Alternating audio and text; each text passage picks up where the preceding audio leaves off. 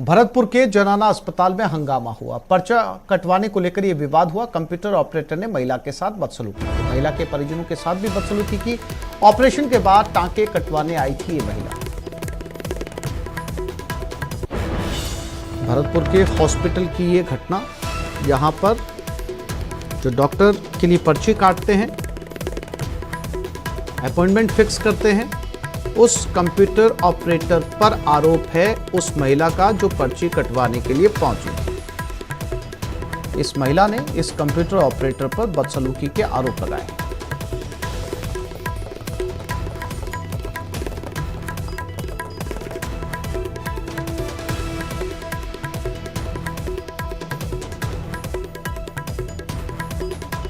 भरतपुर से खबर, अस्पताल से, जहां पर एक महिला ने कंप्यूटर ऑपरेटर पर बदसलूकी के आरोप लगाए।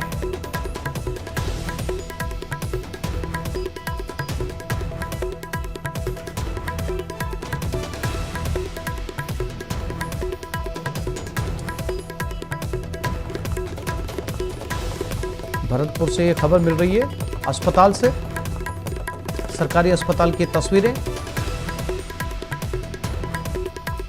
दीपक पुरी हमारे संवाददाता हमारे साथ जुड़ गए। दीपक, क्या घटनाक्रम था ये और क्या कहना है महिला का इस कंप्यूटर ऑपरेटर के बारे में?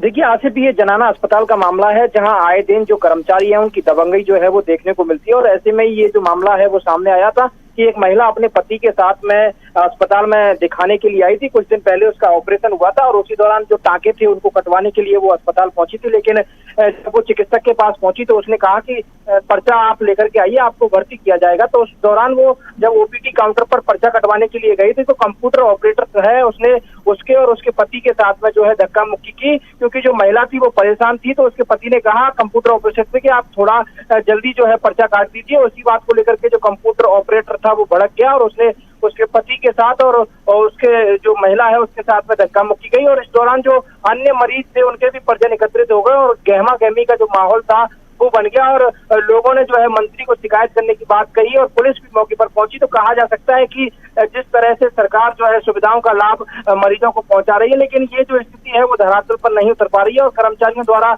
जो अभद्रता का व्यवहार है वो मरीजों के साथ देखने को मिलता है। और फिलहाल जो है गहमा गहमी का अस्पताल में माहौल बना हुआ है, लेकिन जो अन्य लोग हैं उनके द्वारा जो मरीज हैं और उनके परिजन है उनको समझाने का प्रयास किया जा रहा है। लेकिन जो कंप्यूटर ऑपरेटर है, ऐसे वो पहले भी कई मामले सामने आ चुके हैं जहां वो मरीजों के साथ में और उनके परिजनों के साथ में अभद्रता का व्यवहार करते हुए नजर आते हैं। क्या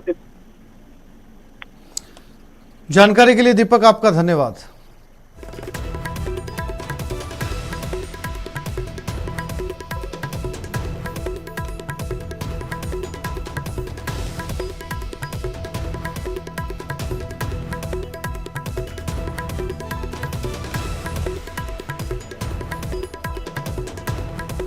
राजधानी जयपुर में डॉग बाइटिंग की घटनाएं थमने का नाम नहीं ले रही। बीते दिनों मानसरोवर और झालाना में डॉग्स द्वारा मासूम बच्चों को बुरी तरह काटने और जख्मी करने के मामले सामने आए थे।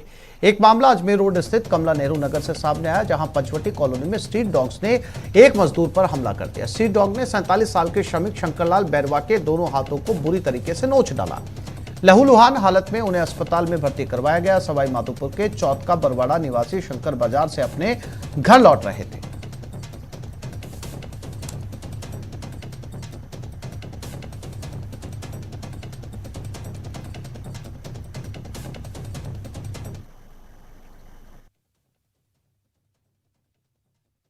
बीड़ी लेने गया था। हाँ बीड़ी। हाँ। बीड़ी वापस आया तो कुत्ता काट लिया उन्हें। अच्छा, कितने कुत्ते थे? एक ही था वो। ये पाँच छह आदमी छुड़ाए। पाला हुआ था या पाला हुआ है वो कुत्ता तो। पालतू कुत्ता था? डेली जाता वो तो अंदर। अच्छा। डेली बिस्कुट विस्कुट खा के नहीं आता है। नहीं, कुत्ता पालतू था क्या? पालतू है। किसी के मकान का? मकान का नहीं, छोड़ रखा वो कुत्ता तो। ट्रांसफार्मर में अचानक बिजली के आग लग गई। कोटपुतली के बस्सी इलाके की यह घटना है। ट्रांसफार्मर जलकर खाक हो गया। फायर ब्रिगेड की टीम ने आग पर काबू पाया। शॉर्ट सर्किट के चलते आग लगी थी। ट्रांसफार्मर जलने से क्षेत्र की बिजली की आपूर्ति भी ठप हो गई।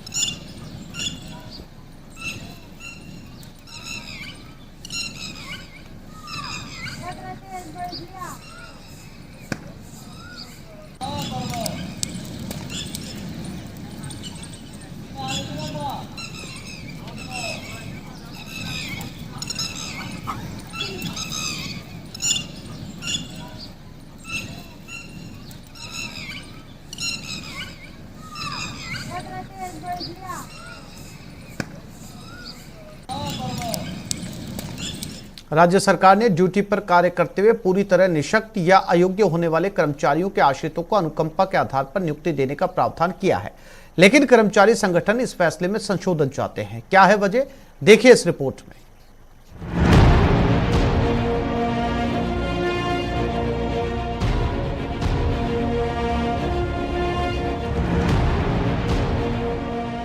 अब ड्यूटी के दौरान अगर कोई सरकारी कर्मचारी पूर्णतः निःशक्त या अशक्त हो जाता है तो भी उस कर्मचारी के आश्रित को अनुकंपा नियुक्ति का लाभ मिलेगा।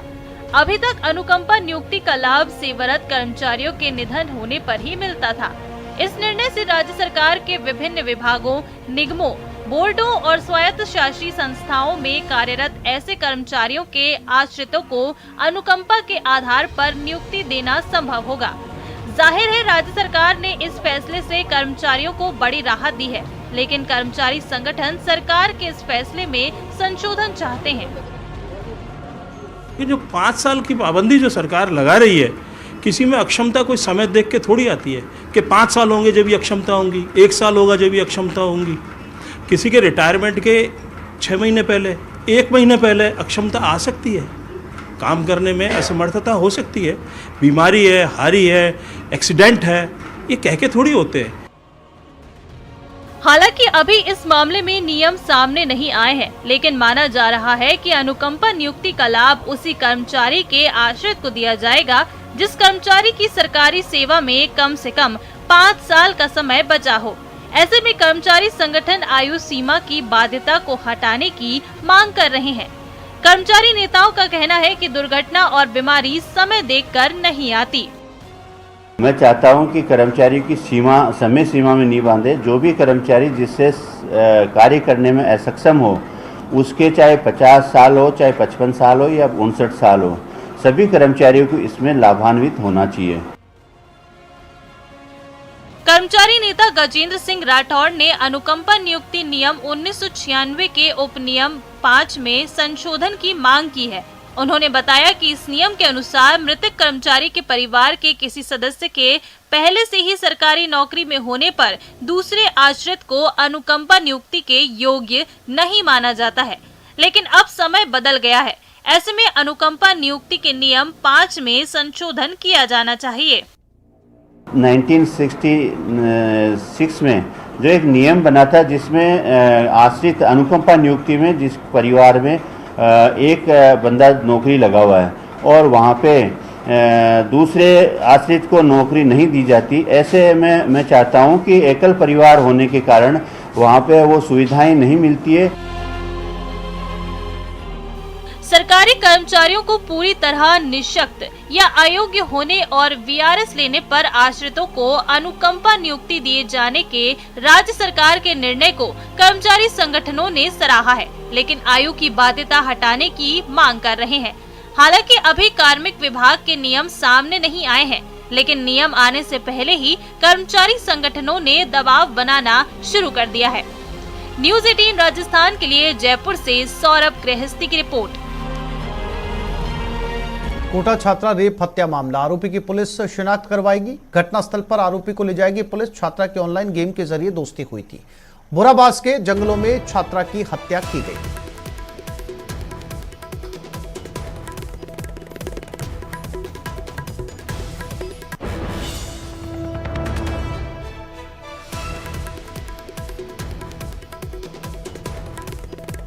कोटा में छात्रा के साथ हुई रेप के मामले में उसी जंगलों के अंदर आरोपी को पुलिस लेकर जाएगी।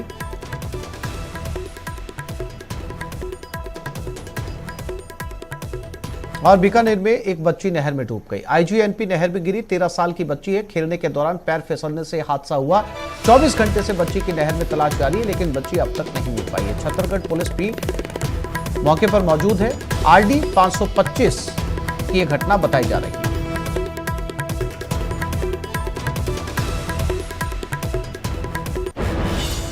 तो अब तक एसडीआरएफ की टीम लगातार तलाश कर रही है, लेकिन बच्ची अब तक नहीं मिली है। 24 घंटे से ज्यादा का समय बीत चुका है। बताया जा रहा है कि बच्ची की उम्र 13 साल थी, नहाने के लिए गई थी, पैर फिसल गया, किनारे खेल रही थी और उसके बाद से अब तक जो है वो बच्ची नहीं मिली।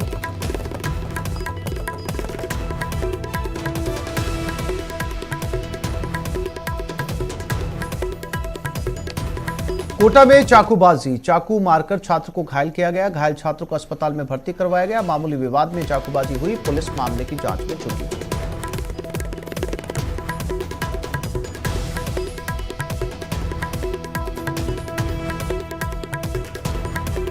कोटा से ये खबर है जहां पर एक बार फिर चाकूबाजी का मामला सामने आया। मामूली विवाद में ये चाकूबाजी हुई है और एक छात्र को इसमें घायल कर दिया गया।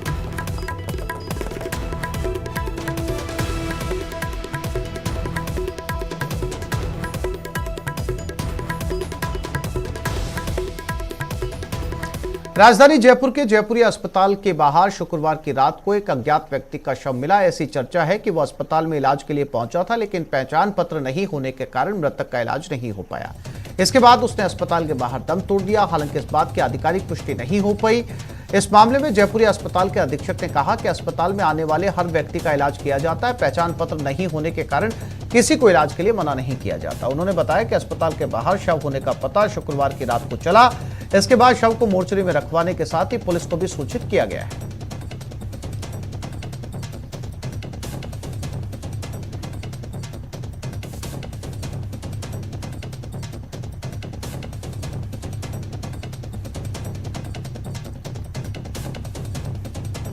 निकासी के दौरान हंगामा, 18 लोगों के खिलाफ केस दर्ज हुआ। कोटा में दूल्हे की घोड़ी पर निकासी के दौरान यह हंगामा हुआ। दूल्हे और अन्य लोगों को अपमानित करने का आरोप लगाया। रामगंज मंडी के गोयंदा गांव की यह घटना है। देर रात की घटना।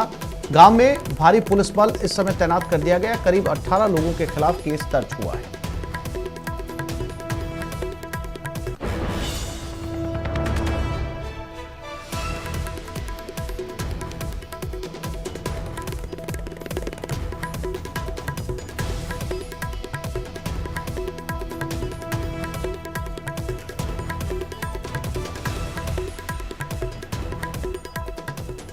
दौसा में थर्माकोल फैक्ट्री में भीषण आग लग गई। मौके पर पहुंचे सांसद डॉक्टर किरोड़ीलाल मीणा, कलेक्टर और एसपी भी मौके पर मौजूद रहे।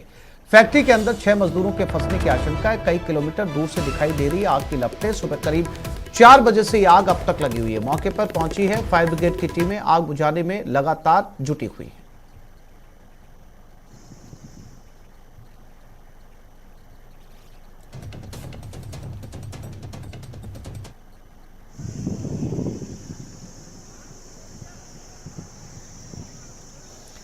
तो ये तस्वीरें दौसा में एक फैक्ट्री में आग लगी हैं और 4 मजदूरों के अंदर ही फंसे होने की आशंका है, क्योंकि बताया जाता है कि 4 मजदूर रात को रखवाली के लिए फैक्ट्री के भीतर ही सोते हैं। चूंकि आग 4 बजे लगी थी और इन मजदूरों को लगातार फोन पर संपर्क करने की कोशिश की जा रही है, लेकिन चारों मजदूरों के फोन स्विच ऑफ आ रहे हैं।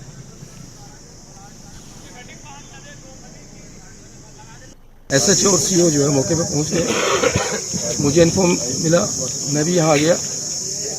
पानी की फायर ब्रिगेड जो है वो भरतपुर, अलवर, दौसा सब जगह से मंगाई थी, उनसे कंट्रोल नहीं हो रही है। उसके बाद में जयपुर जो है, जो इस आग को बुझाने के काम के जो इंस्ट्रूमेंट्स हैं उनके लिए मैंने बात की वहाँ पे देवेंद्र मीणा जी से। उन्होंने 3 गाड़ियाँ रवाना कर दी हैं और वो अभी जस्ट पहुँचने वाली है। सर, मजदूरों के फंसे होने की आशंका? हाँ, जो विलेजेस से बात हुई है वो ये बता रहे हैं कम से कम 3 से 4 लोग जो हैं वो इसमें रहते हैं। और साथ में रात को एक गाड़ी भी आई थी, ट्रक जो है उसके भी ड्राइवर खलासी होने की संभावना है। और दमकल आसपास के ज़िलों से, जो भी जयपुर से, भरतपुर से, आसपास के ज़िलों से मंगाई गई हैं, फोम बेस्ड एक्सटिंग्विशर के साथ में बुझाने की कोशिश की जा रही है। और केमिकल है अंदर जो आग पकड़ रहा है, क्योंकि जैसे जैसे वो पानी के साथ बाहर आ रहा है तो लग रहा है कि आग पकड़ रहा है। तो कोशिश कर रहे हैं, सारी दमकल है, पानी के टैंकर लगा दिए गए हैं। और ये बताया जा रहा है कि 3-4 मजदूर थे जो यहाँ पे काम करते थे।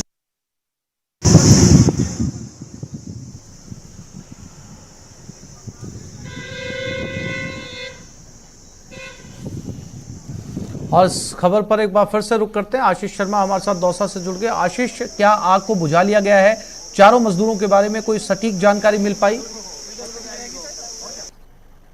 मजदूरों की जो बात कही जा रही है अंदर होने की, उनके बारे में पूरी जानकारी मिल नहीं पा रही है, क्योंकि जो ग्रामीण हैं और जो फैक्ट्री के जो मैनेजर हैं उनका कहना है कि 4 मजदूर अंदर हैं, लेकिन अभी तक क्योंकि आग पर काबू पाया नहीं जा सका है। पिछले 8 घंटे से लगातार आग धधक रही है और जो दमकल हैं, दमकलों की गाड़ियां जयपुर से पहुंच रही है।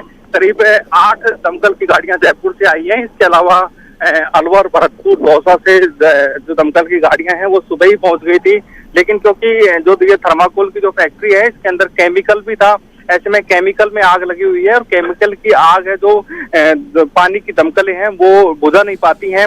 ऐसे में जो केमिकल की आग बुझाने के जो दमकल होती हैं वो जयपुर से मंगवाई गई हैं।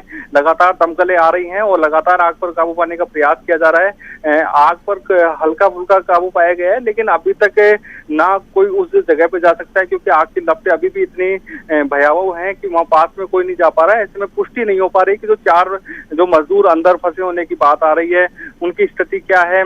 यदि वो अंदर हैं तो एक बड़ा दर्दनाक हादसा हुआ है, और यदि वो आग लगने के बाद में वहां से मौके से भाग गए होंगे तो निश्चित रूप से उनकी जान बच सकती है। ये 2 संभावना जताई जा रही है, लेकिन कंफर्म रिपोर्ट तभी कही जा सकती है जब आग पर पूरी तरह काबू पा लिया जाए। फिलहाल 8 घंटे हो चुके हैं, पुलिस और प्रशासन के आला अधिकारी मौके पर मौजूद है। खुद कलेक्टर कमर चौधरी और एसपी राजकुमार गुप्ता मॉनिटरिंग कर रहे हैं। लगातार दमकल वहां पर पहुंच रही है। करीब 3-4 जिलों की बात करें तो करीब 15 दमकल इस समय मौके पर मौजूद हैं और आग पर काबू पाने के प्रयास किए जा रहे हैं, लेकिन अभी तक आग पर काबू पाया नहीं जा सका है। आशीष, जानकारी के लिए आपका धन्यवाद।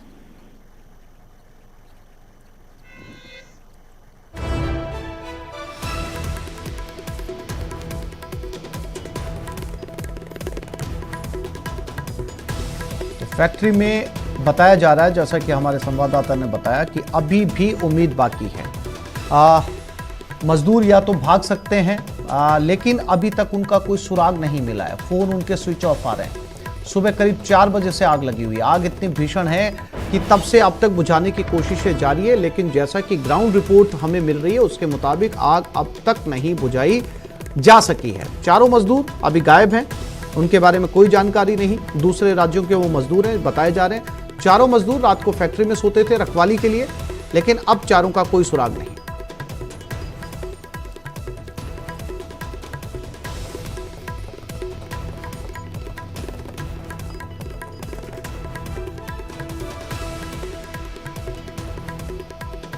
बांसवाड़ा में रफ्तार का कहर, 2 ट्रकों की भीषण भिड़ंत हुई, 3 की मौत हुई, 1 घायल हुआ। घायलों को अस्पताल में भर्ती करवाया गया। कलेक्टर और एसपी भी मौके पर पहुंचे। तो बांसवाड़ा में एक भीषण एक्सीडेंट की खबर।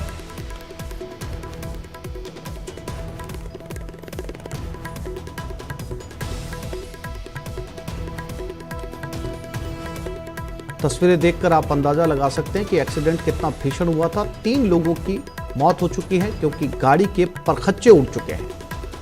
इस एक्सीडेंट की सूचना मिलने के बाद में जिले के कलेक्टर और एसपी दोनों पहुंचे हैं। 2 ट्रकों की आपस में भिड़ंत हुई है।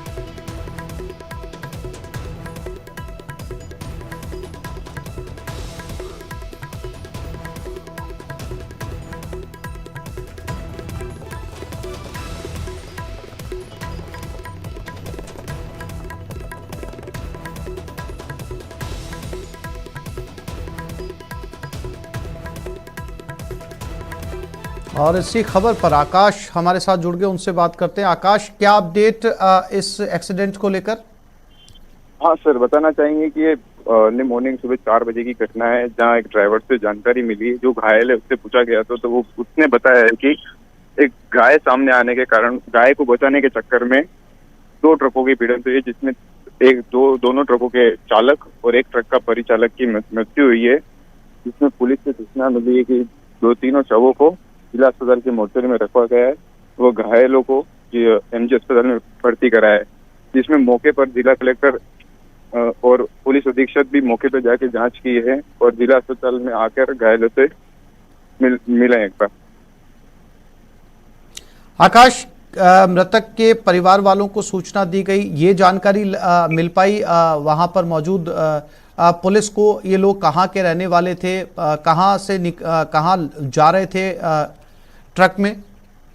जी सर, बताना चाहेंगे एक ट्रक निम्बाड़ा से आ रहा था सीमेंट से और एक ट्रक बांसवाड़ा से रेती गिट्टी लेकर चित्तौड़ की ओर जा रहा था। इसमें परिजनों को सूचना कर दी गई है और परिजन मौके पर आ चुके हैं। आकाश, जानकारी के लिए आपका धन्यवाद।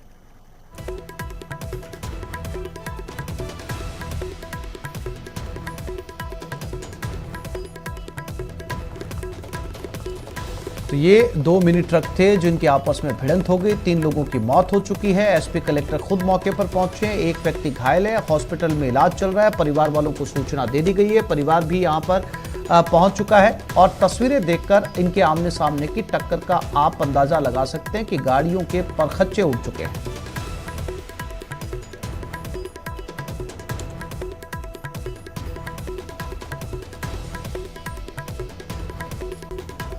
तो इस बुलेटिन में फिलहाल इतना ही। नमस्कार।